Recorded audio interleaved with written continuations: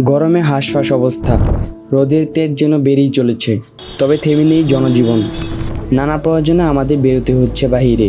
প্রচণ্ড গরমে যে কোনো মুহূর্তে অসুস্থ হতে পারেন, এজন্য সতর্ক থাকা প্রয়োজন।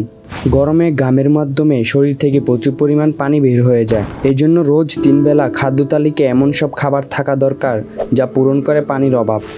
এই গরমে বেশি বেশি দেশি জাতীয় খাবার খেতে হবে। শাকসবজি, মাছ, ভর্তা ও ভাজি এইসব খাবার স্বাস্থ্যের জন্য ভালো। দেশীয় ফল বেশি খেতে হবে। শরীর সুস্থ রাখতে গরমে 3 বেলা কী খাবার খাওয়া প্রয়োজন?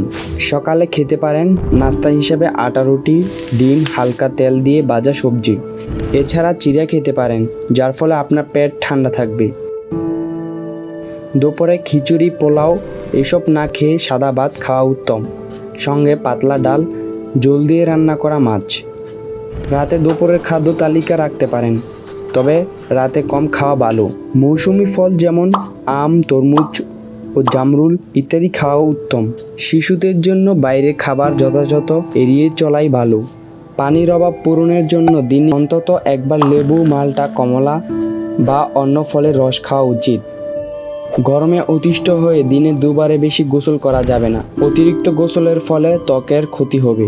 বারবার গোসল না করে অজু করতে পারেন, যার ফলে আপনি নামাজও আদায় করতে পারবেন। সবাই ভালো থাকবেন। আল্লাহ হাফেজ।